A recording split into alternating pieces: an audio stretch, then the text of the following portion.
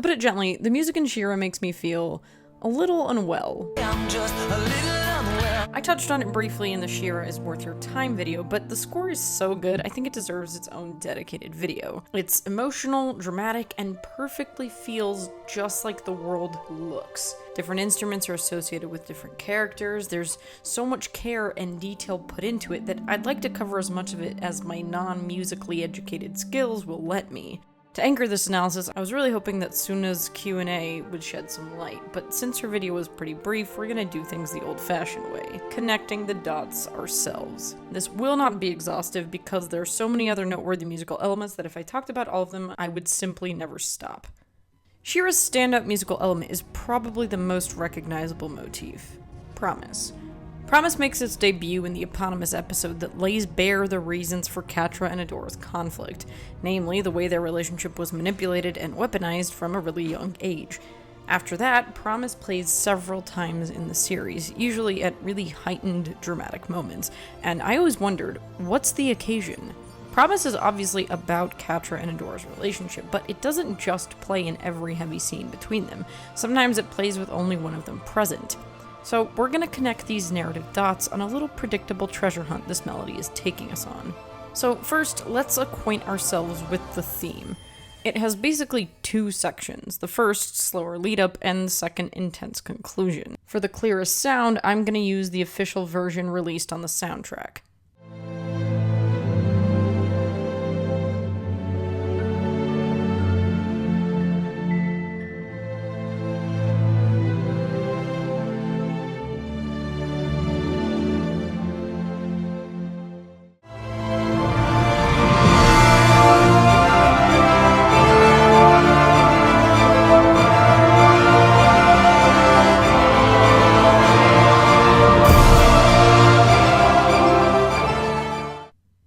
What's the actual promise? It doesn't matter what they do to us, you know? You look out for me, and I look out for you. Nothing really bad can happen as long as we have each other. So the promise theme is about Catra and Adora, yes, but specifically that dynamic that necessitated and then apparently broke this promise. The promise was an agreement that they could effect change in their lives, a commitment to themselves and to each other. So when it plays in their scenes, and even in those solo ones, it's around pivotal moments of connection or disconnection from the meaning of this promise. Can I effect change, or am I just a weapon on a collision course? Can I effect change, or am I just a broken person by someone else's hand, and I can never heal? Let's look at the scene it originates in. I'm sorry for leaving. I couldn't go back to the Fright Zone, not after I saw what the Horde was really doing. But I never wanted to leave you. You could come with me. You could join the rebellion. I know you're not a bad person, Catra. You don't belong with the Horde.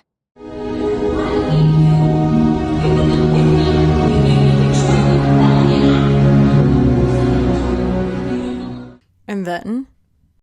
You can leave, just like I did. Oh, because I need to follow you everywhere you go? You always need to play the hero, don't you? I was only trying to protect you. You never protected me! Not in any way that would put you on Shadow Weaver's bad side. Admit it! You love being her favorite! When you left, who do you think took the fall for you? Who was protecting me then?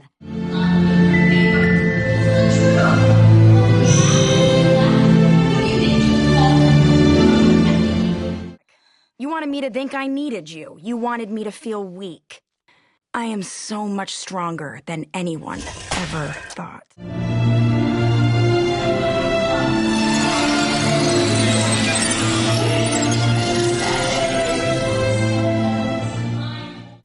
So each time Promise returns, it's referencing this conversation, the distillation of the conflict between each other and within themselves. It's all connected. She knows everything about me, exactly what I'll do, exactly how to take me out. And then everyone is gone, and the Horde wins the war, and Etheria crumbles, and it's all my fault! The next time we hear Promise, it's a little seemingly out of place. It's not one of the ones you usually think of. It shows up in Roll With It, a kind of fun breathing room episode that might seem at odds with such an intense motif. But its use here gives us some insight into its purpose. You always need to play the hero, don't you? The promise theme is about the dynamic that led them to fall apart, and here we see Adora's half. Adora's half of that dynamic is her dealing with the expectations of perfection put upon her by Shadow Weaver. Shadow Weaver placed this immense pressure on Adora to perform, and this perceived favoritism is what distanced her from Catra, who in turn read this as her own inability to ever measure up. Here, the scene begins with Adora explaining how Catra will know exactly how to take her down. And it's such an interesting moment of insight, Adora revealing that she believes Catra is aware of her particular character weaknesses and how to exploit them, having witnessed her ascent as a Horde leader. On their totally not D&D board, she picks up the She-Ra game piece, or the role she plays and the symbol of all her burdens. The team is planning an attack, and Adora starts to spiral, listing everything that will go wrong and why, at the end, it will all be her fault. And then, the score comes in to connect this to Promise.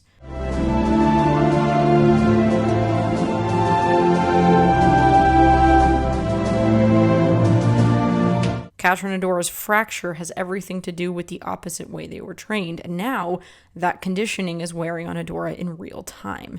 Here, Promise plays almost like a war march, with an emphasis on the percussion.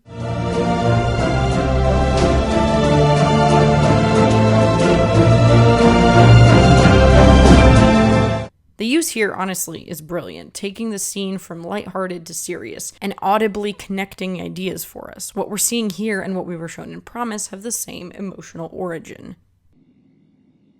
Why did you treat me the way you did? Why was I never good enough for you? Really, I want to know. The third time Promise plays, it's focused on Catra. While Adora confronts her own feelings of inadequacy as they relate to her leadership, Catra confronts the source of her own fears. With Shadow Weaver apparently non-threatening in her imprisoned state, Catra takes a chance to get some clarity on her experiences as a child. In a moment of complete vulnerability, she asks Shadow Weaver how she could have possibly treated her the way she did, and Shadow Weaver replies that it's because Catra reminds her of herself.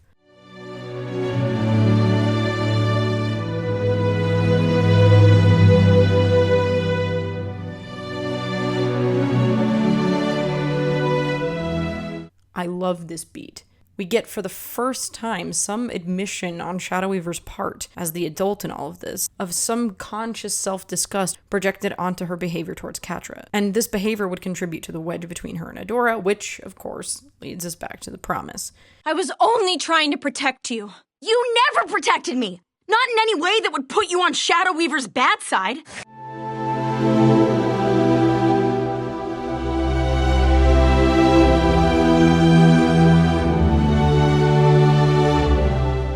The theme here plays just as Catra poses her question. On Catra's end, the promise to look out for each other was a direct reaction to her mistreatment, with Adora stepping in as her protector. Do you know what happened to me after you escaped? Do you even care? In Moment of Truth, we get a fragment of the promise theme.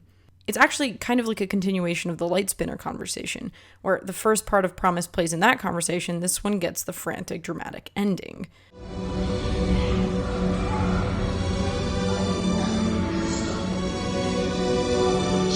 During another Shadow Weaver Catra confrontation, the first one since she left, "Why was I never good enough?" builds into, "Do you know what happened to me after you left? Do you even care?" And "You came back for Adora." Shadow Weaver, now apparently one of the good guys, returns holding Glimmer's hand and freshening up Catra's feelings of betrayal. And now, at a dangerously low point, Catra sees her effort to help Shadow Weaver in Season 2 met again with abandonment. Regardless of Shadow Weaver's motives, which we know ebb and flow with opportunity, Catra sees it in the simple terms she grew up with. Shadow Weaver left her, but she came back for Adora. Shadow Weaver broke her, but they're accepting her as a good guy. Oh yeah? When you left, who do you think took the fall for you? Who was protecting me then?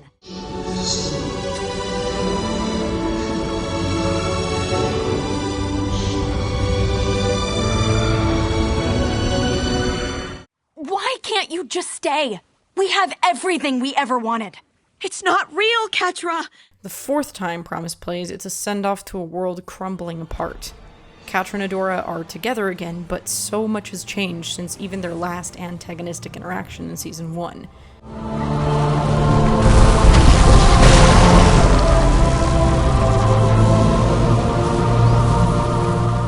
The The irony is heavy in the whole scene. Nothing really bad can happen as long as we have each other, and here they are, in a world Catra calls perfect, and things really couldn't be any worse.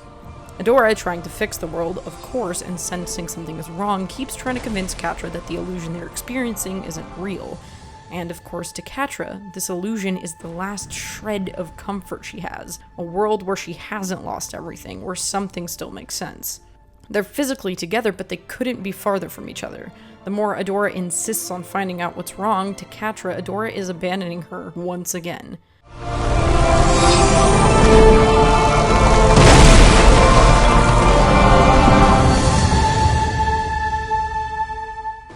There's some great imagery as the Earth literally cracks apart, the chasm between them, for now, pretty insurmountable. Promise here is apocalyptic, more emphasis on the choral voices, and its conclusive hanging note as Catra lets herself fall into the portal, a nice visual and musical echo to the cliff that Adora was hanging onto in Promise.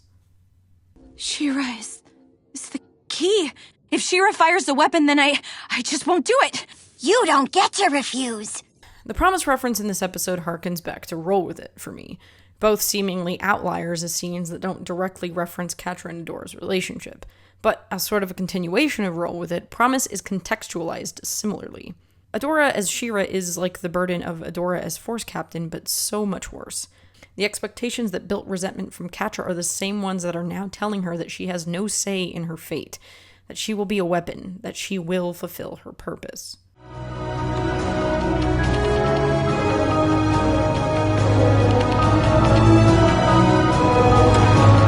Promise here is frantic, desperate. The faster-paced iteration of the motif punctuates Adora's eyes shifting from the information on the screens, and you feel the crushing weight of what she thinks is her fate.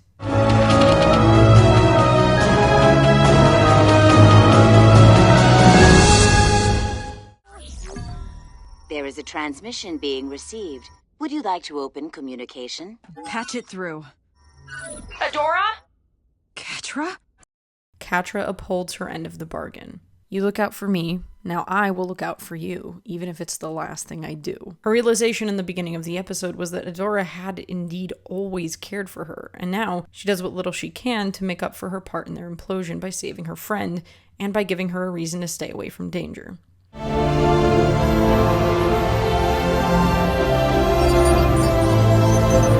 A nice touch here are Catra's knee strikes to the Prime clones being punctuated by cymbal crashes.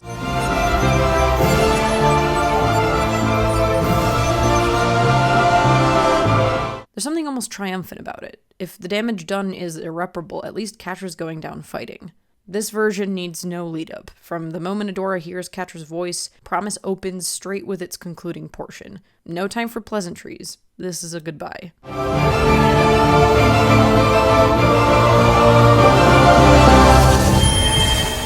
Why did you come back? We both know I don't matter.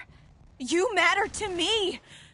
This one is slow, romantic, tragic, with a finality to it. No beat, just plaintive and mournful strings. It's almost like a dirge. And for the first time, they mutually reach out to each other before being rudely interrupted via electrocution.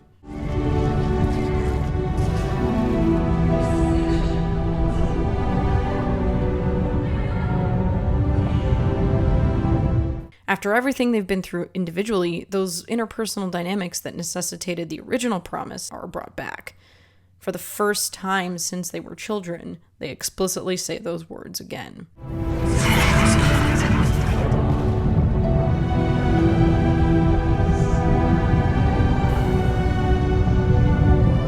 This version isn't in any rush. It takes its time, as though this might be the last conversation they ever have. Can't give up. You have never given up on anything in your life. Not even on me. And, of course, the Promise theme returns one last time for the most important scene of all.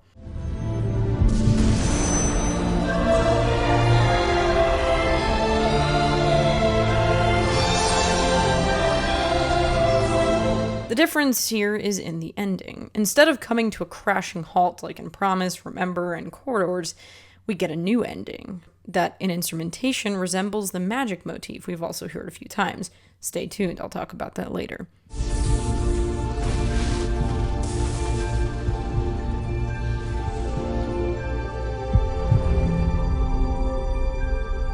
The promise that was reaffirmed in Save the Cat is finally completed. Mutual. The second most prominent, less grandiose, but equally significant motif is one I've seen dubbed the childhood theme online. As I was trying to find musical parallels, I initially thought it first appeared in Lightspinner, but on closer analysis, it actually shows up alongside the original Promise theme in Season 1.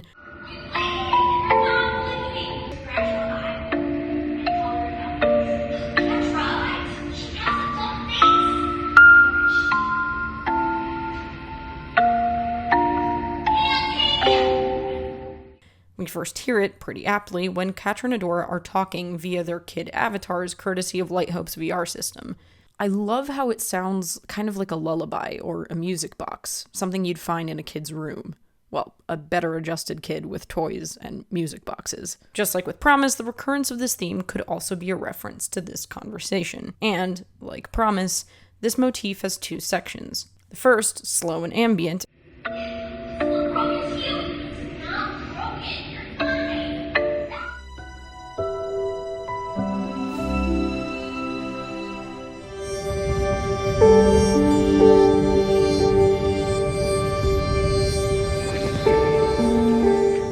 and the second, a flourishing conclusion.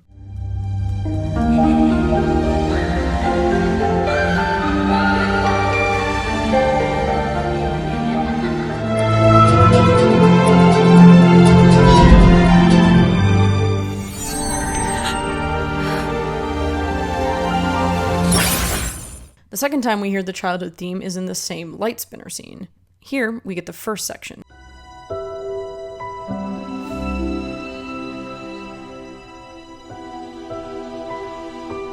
Transitioning smoothly from the Promise motif underscoring Catra's sadness into what we know will be fake kindness from Shadow Weaver.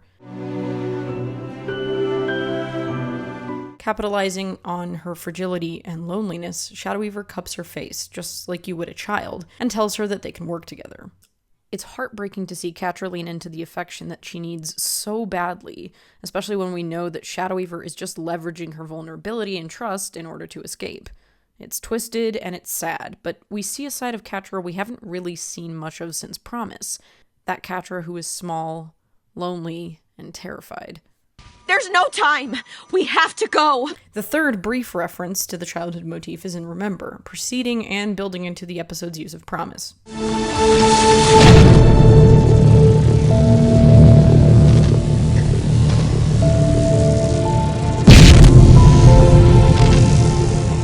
And like the previous instance, only the first section plays. Just before Catra decisively snaps, she holds herself, very much like a distressed child, and remembers what she believes is the broken promise. We see her remember her scared, vulnerable younger self, and Adora's leave for the rebellion.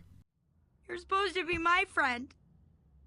I am your friend, Catra. I'm always gonna be your friend. Corridors uses the childhood theme twice. Once in the intro, but only through its first part.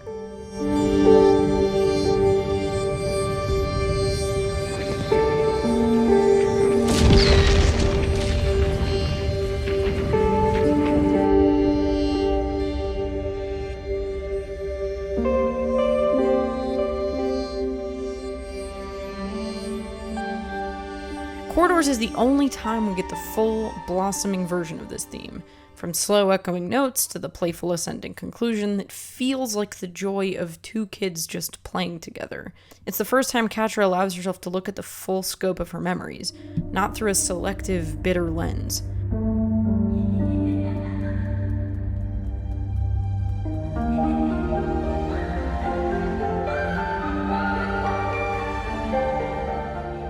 The conclusion of her theme comes with the realization that while there was unfairness and abandonment in her life, there was also friendship and love. You're such an idiot. Yeah, I know! This is the worst one. Like its Promise counterpart, this one is slow and mournful, appropriate for the situation.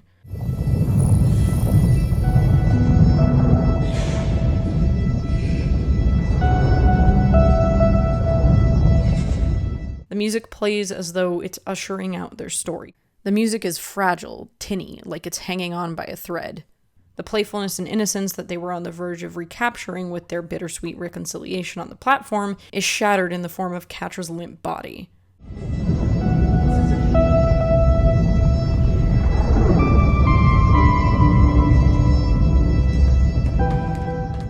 The dying hope that they might have repaired things, that those carefree girls could come back, is gone. I'm a distraction, right? Now you can go save the world without having to worry about me confusing you.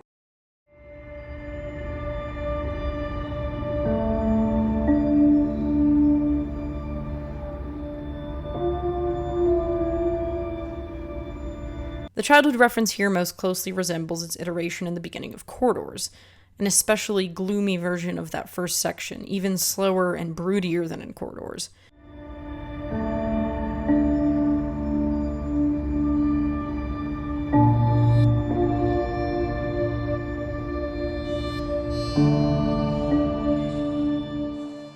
Both instances frame Catra's impetus towards a decision, but in Corridors she chooses to help Adora, and in Failsafe she starts to regress, leaving just like she resented Adora for doing. Hey, bet I can still beat you to the forge. Because you always cheat! In this brief eat loud chips and you'll miss it reference, we get that carefree playfulness back. And here's where I think the significance of the childhood theme comes into view. It's them untouched, them underneath all of the strife and conflict. Catra and Adora come back to the place of their childhood, and Catra references parts of their life that maybe weren't so bad. It's this tiny moment, a glimpse into what was and what could be, and I love how brusquely it's cut off by the reminder of what their circumstances are.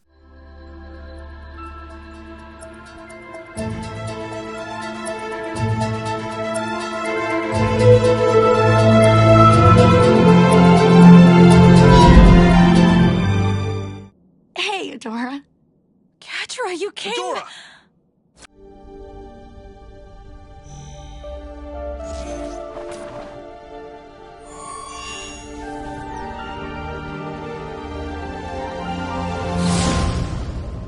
This is Adora's equivalent to the Corridors theme. It's cut off abruptly by the gravity of the circumstances, but it's aided once more by Etherean VR.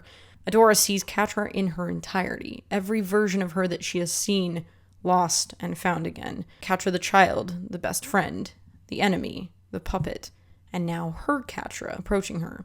If Promise plays during their larger-than-life moments, the childhood motif alludes to something simpler. Innocence. The part of them that's able to be playful, trusting, free. Now, some more miscellaneous stuff I think is cool. Villain themes are fantastic, and as villains, Catra and Horde Prime are basically opposites in everything: motivation, method, ideology, and their respective themes are the perfect depiction of this. Catra's theme is that crisp, melodic electric guitar riff. It's angry and a little unhinged.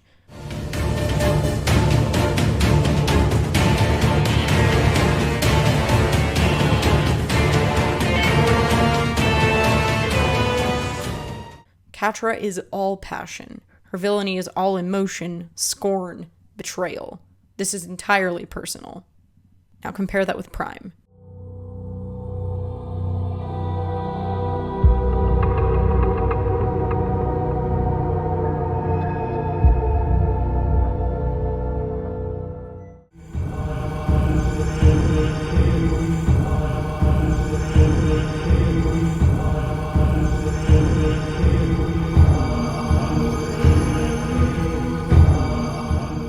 He does not care. He looks at She-Ra, the warrior that has had Etherian leaders in awe, and is unimpressed. This is just another planet to crush, like dozens of others. The entire soundscape of Prime's ship is unnatural, the antithesis to any sounds associated with Catra or Etheria as a whole, where Etheria is colorful, dynamic, melodic. Even in Catra's villainous theme, there's spark, determination. Prime's is hollow, sparse. Gone is the harp, flute, chimes, electric guitar. Now, honestly, it's just large periods of silence with the occasional organ and choir. Obvious nods to the cult and religious imagery characteristic to Prime. Voices singing in unison but with no inflection. Singing not as expression but as obedience. The sounds are imposing, as though they're echoing off the giant rooms of the ship. If Catra's theme is the devil you know, Prime is something else entirely.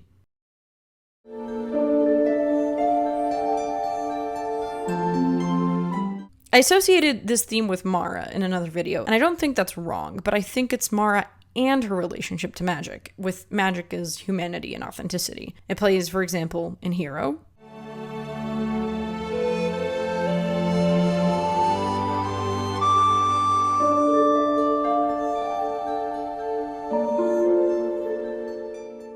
in Shot in the Dark, when Shadow Weaver reveals the true nature of Etheria,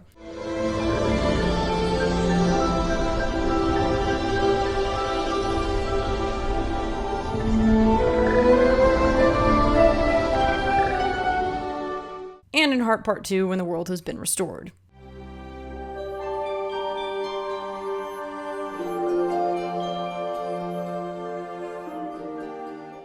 In every case, the theme seems to be playing to mark the true essence of something in an uncorrupted state, the world and Catra and Adora themselves.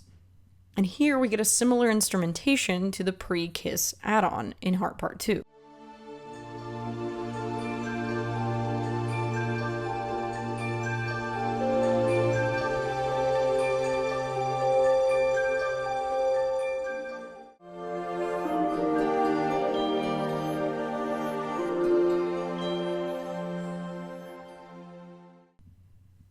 Do you hear it?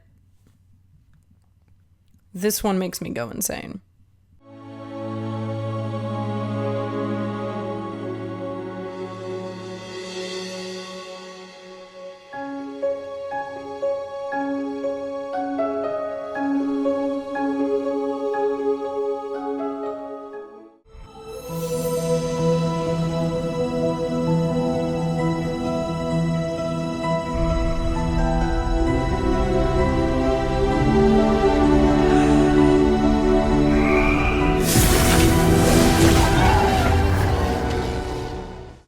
So, when I was listening to the soundtrack on Spotify, I kept hearing this bit in Beast Island and knowing I'd heard it somewhere else. And look at that. The same piece plays during Shadow Weaver's end and Adora's memory of Angela's sacrifice. It's Adora remembering both Angela's act of love towards her and, more specifically, what it meant. Take care of each other. Shadow Weaver and Angela are paralleled throughout the show as authority figures, Angela being overly strict but it being an expression of love, versus Shadow Weaver acting affectionate towards the girls only to manipulate them. Shadow Weaver's appeal to Adora in Failsafe and Angela's in Remember are sort of inversions of each other. The adult figure looking at the desperate child and saying, no, it does not have to be you, versus the opportunist too cowardly to do the same. The heart would have overwhelmed whoever took it. She-Ra just had the best chance. But where Angela sacrificed herself so Adora wouldn't have to, Shadow Weaver simply refuses to consider any other option. Until Heart Part 2, and maybe it's too little too late, but Shadow Weaver does for Catra and Adora what Angela did. The music lets us know that these two are connected, and the music in this scene is brief. Shadow Weaver's act isn't identical to Angela's. It's not entirely selfless, and very much in character, we're reminded of this in the words she uses for her final send-off. You're welcome is about what they owe to her. Take care of each other is about what they owe to each other. While the motivation behind the act is not pure altruism, Adora and Catra are given the ability to carry on. They're both freed from the danger of the failsafe monster and of their weird, twisted allegiance to her. Other parts I just like.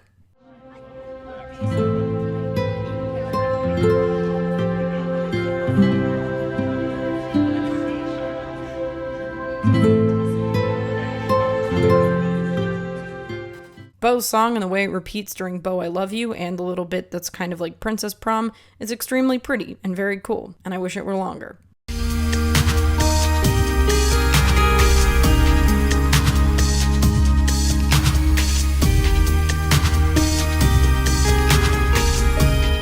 This one's easy. I love Princess Prom, and a lot of people do, for good reason. It's pretty much everything the score does right. The synth is pure 80s tribute, and the melody makes as much sense at Frost's party as it would a middle school gym on a Thursday night.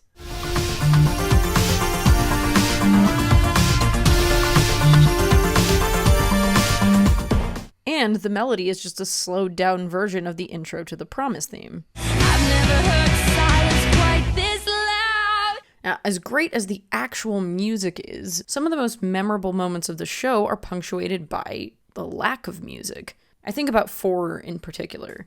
Catra pulling the lever,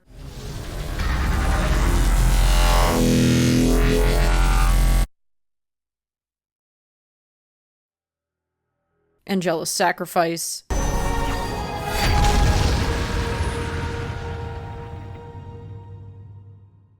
Adora smashing the sword.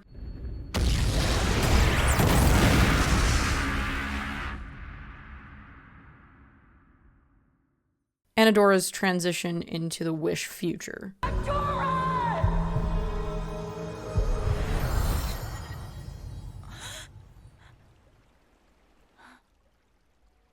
So I want to talk a little bit about how She-Ra uses silence. Wait, I think someone else might actually have something to say about this. Wait a second. Hold on. Ray! Do you want to talk about how, like, She-Ra uses silence? I know that's kind of your thing. Yeah? Okay.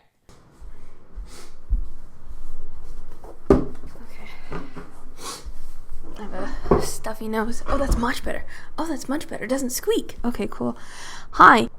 Silence is vastly unappreciated, I think. In my personal and very, very biased opinion, from the top of my soapbox that can see over city skyscrapers, I think that silence is vastly underappreciated. Music is consisting of sounds, noises, every bit of triangle to guitar to yodeling. It's all there and it's all music, but also nothingness is still music. Silence existing within a space at any given time in and of itself can be referred to as music, and it all still has the same capabilities to invoke any sort of amount of emotion that the sound does. Music is as much about its absence as it is its presence. So, if you were an insufferable little band nerd like I was, then you're probably aware of a piece called 433 by John Cage. The function of this piece is to exist entirely in silence. You go up on stage and nothing. For 4 minutes and 33 seconds, it is nothing. But it's still music. It's kind of like looking at a piece of art. You wouldn't necessarily pick out the different regions that are lacking more paint than others and go, no, that section, that's not art. It all is. It's the entire context of it all. And by having areas that lack and areas that give more than others, it creates contrast within a singular piece of art. And so silence kind of functions in the same way. Silence is those bits of contrast that you get. It's part of a whole. Yeah, Mo? The biggest place that you see silence being used is kind of in an orchestra. There are specific times in which orchestras will just, everything drops out to nothing. And it pulls you back into realizing that you're an audience member. Because when you're listening to music, you can get so engrossed. Specifically, if it's going along with a story or something, you just get so into it that you don't even realize that it's a story that you're consuming anymore. And in that moment, it also kind of reminds you that it is something that you're viewing. And if you've never listened to an orchestra, it's kind of like when you're driving in a car with a friend listening to a song. And there's that moment where it all goes away.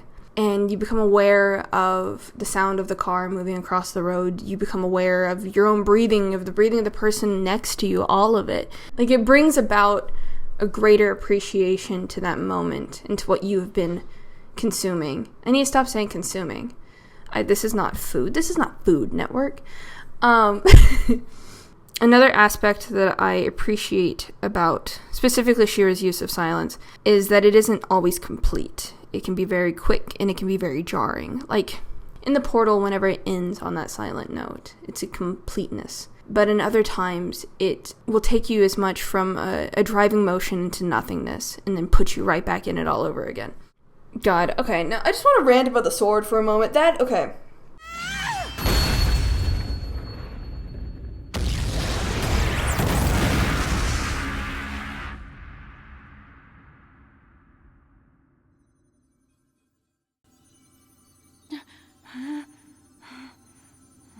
Because the whole concept of 433, I think, is most seen in the Sword Smash. My favorite. God, I love that thing so much. The amount of times that I've rewatched that scene. Kind of concerning. So, the whole... Yeah, Simon, do you want to say something? Are you the music? Yes, are you the music? Okay. The purpose of the piece is that the music isn't coming from the performer. It's coming from the environment. It's all the sounds around them. That is the music. And you see that the most in the sword smash. Just think about it. Everything about the music fades away. You're not hearing the music. You're hearing the environment. You're hearing the motions. You're hearing the smash. You're hearing a door. Like, the music is her. It is silence, but it's also not. And I didn't realize how well She-Ra was using it overall as a show until the sword smash. So that stays my favorite scene of the entire show. You get so caught up in the moment that you don't really process what the action was until it's already passed. Like with Angela's sacrifice.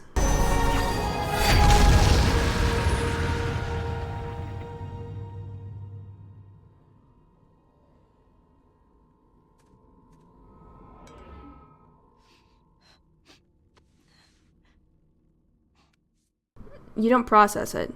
You know it's happening. You know that she's going to be gone. But until you get that silence after, it doesn't hit. It doesn't hit at all. At least not for me personally. You could be different. A lot of people are different. A lot of people are smarter than me and more emotionally intelligent than me. But I didn't process it personally until that silence. Until everything had faded away into Adora standing there with the sword. The scenes all use silence as a way to emphasize a point of no return within the narrative, and the uncertainty that will follow. Each causes you to hold your breath in anticipation of what's to come, while simultaneously inducing a sigh of relief. It's almost like saying, the shoe has dropped, now what? Okay, so for me, specifically, the fallout from the pulling of the lever is what left me absolutely speechless. The way the silence extends into the credits. It had me feeling like it was my dimension that was torn apart because the silence had permeated into my room and my credits. And the fact that there's no scoring makes everything more ominous because I just had no idea what was going to happen next. They're all not necessarily turning points, but they're all kind of like checkpoints. So I don't think that they necessarily emphasize something that's changing. They're emphasizing the fact that it's not going to change. It's going to just keep going. Yeah, I think my biggest part about this whole soapbox is that you think about silence, you think about it not being music. But that's not true. That's not true at all. A 7-measure crescendo can mean as much as nothing. If it's done right, if it's put in the right spot. Fantastic. Thanks, Ray. So yeah, I think the score is pretty cool. This isn't an exhaustive list, like I said, because I can and do listen to the soundtrack on repeat for fun, but it's so good that if we try to talk about it forever, we'd simply never stop. I'm just hoping Sunna releases new tracks.